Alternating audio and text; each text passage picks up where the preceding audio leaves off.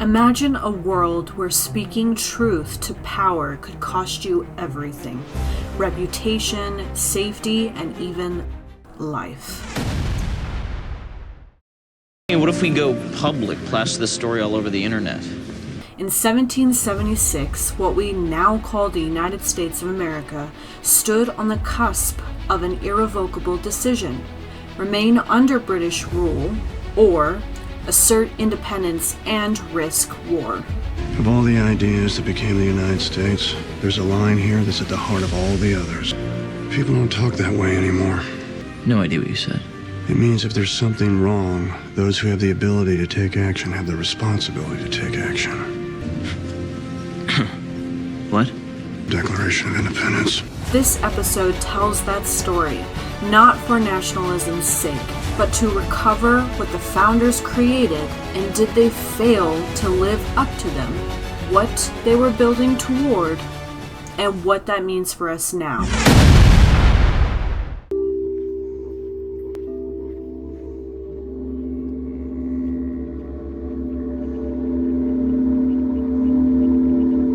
Now let's talk about the seeds of discontent. Early colonies and self-governance. The land that would become the United States had been inhabited by the traditions of the natives that lived on the land, also could be known as the Native Americans and so on. The nations for many thousands of years. European colonization began in the 1600s, with Jamestown itself founded in 1607, May 14th. 13 British colonies developed, each with their own local governments. Over time, colonists grew used to a measure of self-government and the protection of rights, however imperfectly implemented, under common law, colonial charters, and etc. Now, with this increasing tension with Britain, after the French and Indian War that ended in 1763, Britain had large war debts and sought to raise revenue in the colonies. The newly imposed taxes and acts, such as the Stamp Act that was in 1765, the Townshend Act in 1767, and etc., provoked resistance. Many colonists believed that Parliament, particularly taxing without representation, was violating their rights as Englishmen. Then, of course, the most famous of the couple that came in history, events like the Boston Massacre that was in 1770 and the Boston Tea Party of 1773, heightened tensions. Colonists felt that their liberties, homes, and economic well-being were increasingly under threat from a distant power that did not share their interests nor values. The pamphlets and the political writings circulated. Among them, the most famous was The Common Sense by Thomas Paine. The cat just knocked over the pillow. Don't change the subject! Great. It helped shift... I fixed it. Pamphlets and political writings circulated, among them the most famous, Common Sense by Thomas Paine, which was made in about early 1776, was clear, accessible, emotional in favor of independence. It helped shift public opinion toward the possibility that separation from Britain was not only inevitable, but morally right as well. My sweet, submissive subject. So let's talk about some of these histories, these dates, the steps to the Declaration, the spark of declaring independence. On January to June of 1776, growing calls for independence in the colonial pamphlets and from colonial assemblies. From June 7th of 1776, the Lee Resolution is introduced in the Second Continental Congress by Richard Henry Lee of Virginia, declaring these united colonies are, and of right, ought to be free and independent states. June 11th of 1776, Congress appoints the Committee of Five to draft a formal declaration.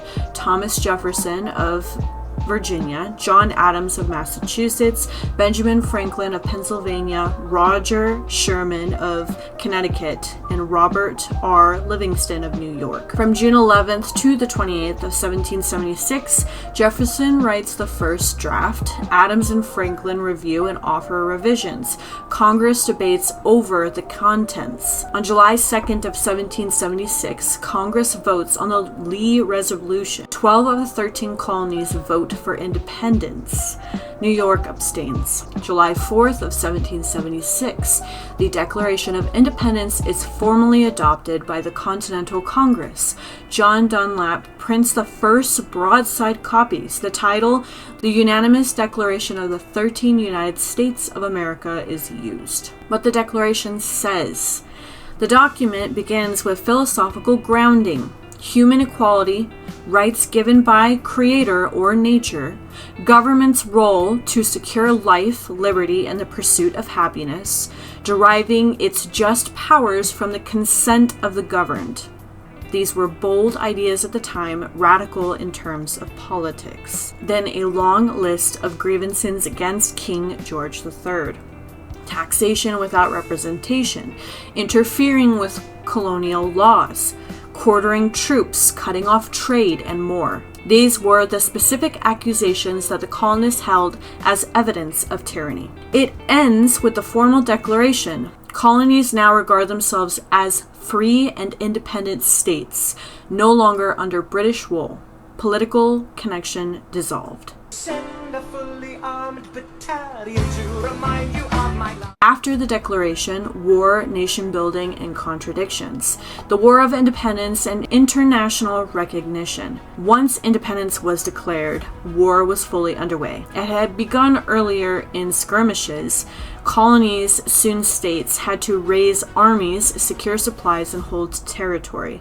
George Washington had then been appointed the commander-in-chief of the Continental Army. Foreign aid, especially from France, was crucial. Once the Declaration was out, France saw an opportunity. Recognition by foreign powers helped the colonies win the war. The war then concluded in 1783 with the Treaty of Paris.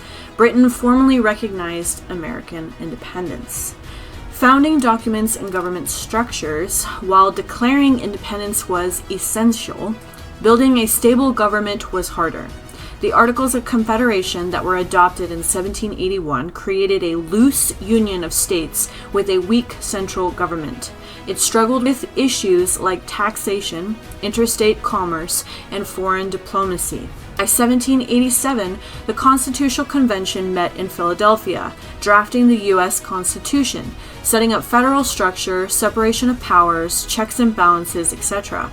Ratified by enough states, it took effect in 1789. Contradictions and unresolved issues. Many of the founders owned enslaved people. If you did not know this, slavery was not abolished. In fact, some parts of the Declaration's original draft addressed the issue, but clauses criticizing the slave trade or slavery were removed for political compromise. Women, indigenous peoples, and many non-white colonists were not fully included in the all men are created equal in practice. The founding ideals set a standard, but the journey toward fulfilling them was and is uneven in a lot of ways. There were localization tensions, the balance of state sovereignty versus the national unity, equal representation, rights of religious minorities, and so on and so forth, etc., which had to be negotiated in the Constitution and other laws, highlighting freedom of religion, freedom of practice,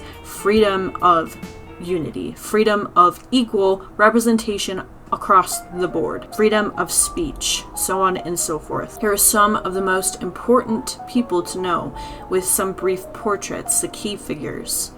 Thomas Jefferson of Virginia was the principal author of the Declarations, deeply influenced by the Enlightenment ideals, natural rights.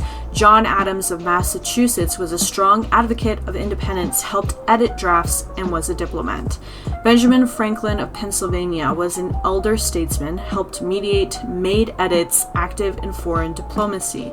Roger Sherman, on the Committee of Five, also later delegate to the Constitutional Convention. Robert R. Livingston of New York, on the committee, political leader in New York.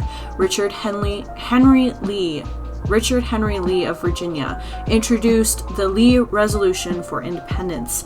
George Washington was the commander-in-chief of the Continental Army and appointed first president of the United States of America. James Madison, later central in the drafting of the Constitution and the Bill of Rights.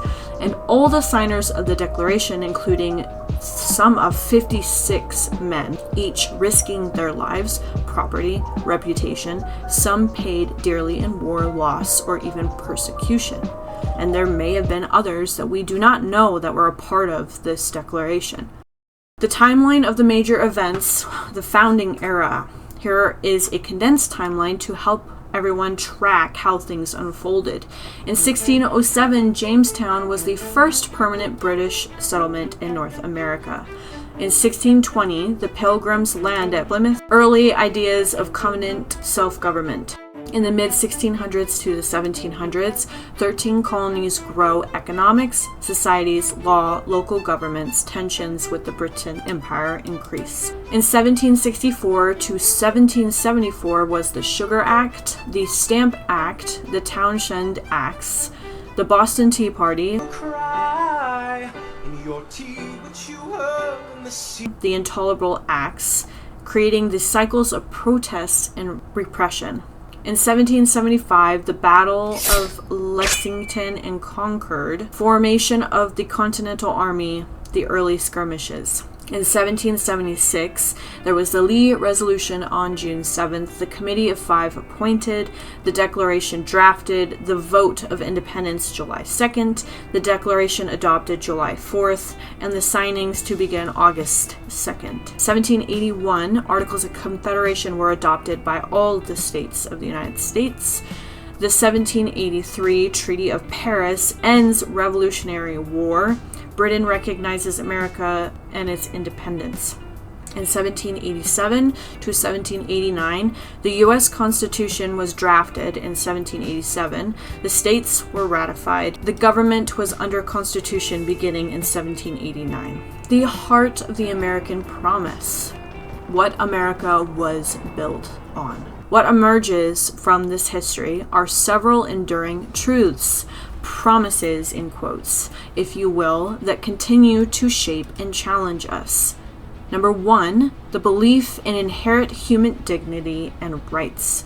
The founders asserted these certain rights are not granted by government but inherent. Life, liberty, and the pursuit of happiness. Government's role is to secure those rights. This is a spiritual as well as political creed. Number two, consent of the governed and the self-governed, that people should have a say in their laws. Representation matters. Authority must be accountable. This was radical in 1776, and it remains a litmus test for freedom even today. Number three, the courage to act under risk. Declaring independence meant war. Many who signed risked everything, property, exile, and even their own lives or the lives of their family. The founding was not safe, nor was it comfortable. Number four, it was a work in progress. The ideals were not fully realized in 1776. Slavery, inequalities, disenfranchisement, many things were left unresolved. The instructions that the founders left required later generations to continue the struggle for full and entire justice in integrity and authenticity. So, how the Declaration endures for us today. The Declaration remains a source of moral and civic inspiration.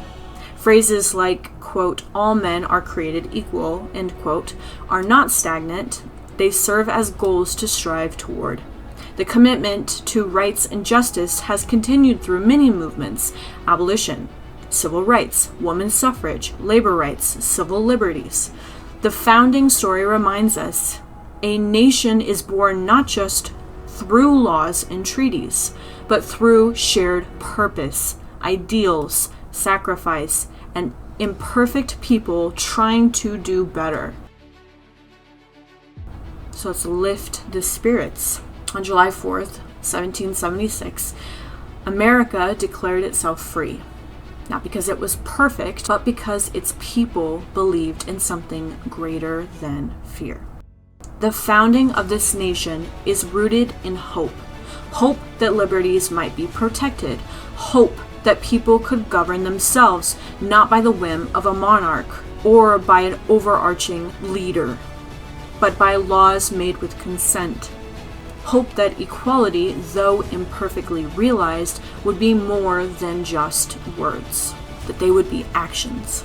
For us in the present day, that legacy asks, what will we declare independent of inside ourselves? What kind of nation are we building now? Is it closer to that promise or further from it? You decide. This has been a special episode of Kiara's Spirituality podcast. Just as the Boston Tea Party did, may we spill the tea of knowledge and further educate ourselves on what we are building in our reality, and take action in fighting for our values, beliefs, mental health, and integrity in the highest good of all. May you ignite your inner flame. May we make the choice to give our nation, ourselves, a declaration. And may that declaration be through knowledge and understanding what that means. Gotta